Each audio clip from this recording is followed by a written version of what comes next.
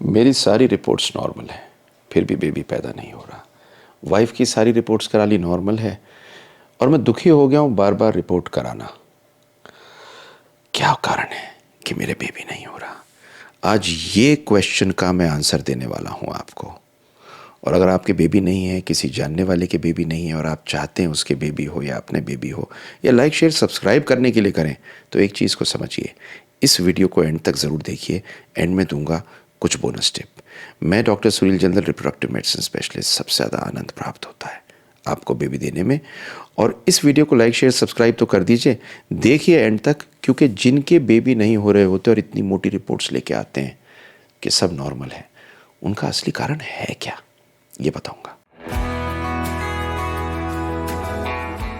तो सबसे पहले शुरू करता हूं कि अगर आपकी रिपोर्ट्स नॉर्मल हैं तो क्या क्या ऐसी चीज़ें हो सकती हैं जिनके होते हुए भी नॉर्मल रिपोर्ट हो सकती है। तो कुछ कारण जिनमें बेबी पैदा नहीं होता और रिपोर्ट्स नॉर्मल होती हैं वो कौन कौन से हैं? तो एक उनमें है वेरिकोसील। वेरिकोसील एक ऐसी बीमारी है जिसमें खून की धमनियाँ बढ़ जाती हैं, और ये वेन्स बढ़ने की वजह से जो स्पर्म है उसकी क्वालिटी ख़राब हो जाती है। तो क्वालिटी और क्वांटिटी में एक फ़र्क है। तो सपोजिंग एक आर्मी की फ़ौज है, उसके अंदर 100 आदमी हैं, और एक दूसरी फ़ौज है जिसमें आदमी तो 100 हैं पर 50 फ़ौजी और 50 सिविलियन हैं, तो फ़ौज तो 50 की हुई ना। तो वेरिकोसील में स्पर्म की क्वालिटी ख़राब हो जाती है, जबकि नंबर पर्याप्त रहता है और नॉर्मल सीमन रिपोर्ट में हमें नंबर मिलता है। दूसरी चीज़ होती है हार्मोनल इम्बैलेंस। कुछ लोगों के अंदर हार्मोनल इम्बैलेंस होता है, और इस इम्बैलेंस में होता क्या है, इस इम्बैलेंस में स्पर्म काउंट नॉर्मल भी आ सकता है, किंतु स्पर्म की क्वालिटी इसमें ख़राब होती है। तीसरी चीज़ होती है इन्फेक्शन। आपके सीमन का काउंट बिल्कुल नॉर्मल है, आपकी मॉर्फोलॉजी बिल्कुल नॉर्मल है, उसके अंदर सब कुछ सही है, लेकिन स्पर्म के अंदर इन्फेक्शन है। तो इन्फेक्शन के रहते हुए जो स्पर्म होता है वो चिपक जाते हैं आपस में पस सेल से, वो आगे बढ़ नहीं पाते, और ऑक्सीडेशन की वजह से बेकार हो जाते हैं। तो तीसरी चीज़ है इन्फेक्शन हो सकता है। चौथा एनवायरनमेंट फैक्टर हो सकते हैं। सपोजिंग आप केमिकल से एक्सपोज्ड हैं, सपोजिंग आप बहुत ज़्यादा गर्मी से एक्सपोज्ड हैं, सपोजिंग आप लैपटॉप लेके बैठते हैं अपनी गोद में, सपोजिंग आप गरम गरम पानी से बहुत नहाते हैं, उस कंडीशन में भी स्पर्म की क्वालिटी अफेक्ट हो जाती है। फिर एक लाइफस्टाइल की बात है। लाइफस्टाइल की बात यह है कि साहब मैं बीड़ी सिगरेट तंबाकू छोड़ नहीं सकता, और कभी कभी ड्रिंक कर लेता हूँ।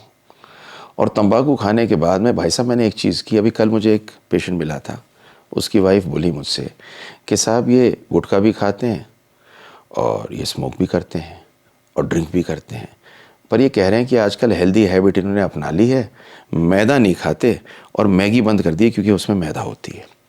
अब ऐसी ऐसी बातें जब मुझे सुनने को मिलती हैं तो मैं रियलाइज़ करता हूँ कि लाइफस्टाइल एक बड़ी इम्पॉर्टेंट चीज़ है, जिसकी बेसिस पे आपका बेबी होगा या नहीं होगा डिपेंडेंट है। और ऐसे लाइफस्टाइल में स्पर्म की क्वांटिटी तो नॉर्मल होती है, लेकिन क्वालिटी डाउन होती है। और कभी कभी कुछ जेनेटिक डिफेक्ट्स हो सकते हैं जिनके अंदर अफेक्ट क्वालिटी पे पड़ सकता है। तो ये सारी चीज़ें हैं जिनकी वजह से आपका स्पर्म नॉर्मल तो आ रहा है रिपोर्ट में, पर आपके स्पर्म की क्वालिटी ख़राब है। अगली चीज़ जो इम्पॉर्टेंट है वो है स्पर्म फंक्शन टेस्ट। तो स्पर्म के नंबर से इतना फ़र्क नहीं पड़ता जितना वो स्पर्म कामयाब है या नहीं है, और काम कर सकता है नहीं कर सकता पे डिपेंडेंट है। तो स्पर्म फंक्शन टेस्ट बहुत इंपॉर्टेंट है। आपका स्पर्म का नंबर तो ठीक होगा पर फंक्शन नहीं कर सकता। आप एक फैक्ट्री चलाते हैं, उसके अंदर 100 आदमी हैं, काम नहीं करते, तो 100 आदमी से फैक्ट्री तो नहीं चलेगी ना। फंक्शनल आदमी जो बढ़िया काम करता है उससे फैक्ट्री चलेगी। तो फंक्शन बड़ा इंपॉर्टेंट होता है। अगला होता है कभी कभी कुछ मेडिकल कंडीशंस हैं जो डायग्नोज नहीं होती।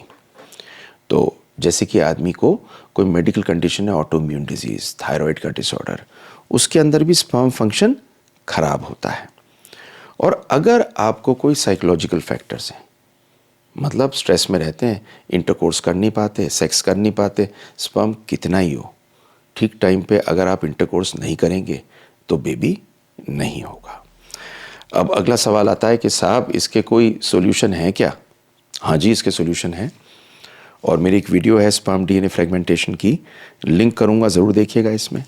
तो इसके सोल्यूशन है, बहुत से लोगों में जब ये कंडीशन होती है नॉर्मल अनएक्सप्लेन्ड इनफर्टिलिटी, इसमें आईयूआई या आईवीएफ करने की ज़रूरत पड़ सकती है। वेरिकोसील अगर है तो उसकी रिपेयर करने की ज़रूरत पड़ सकती है। हार्मोनल में कमी है तो हार्मोन ठीक करने की ज़रूरत पड़ सकती है।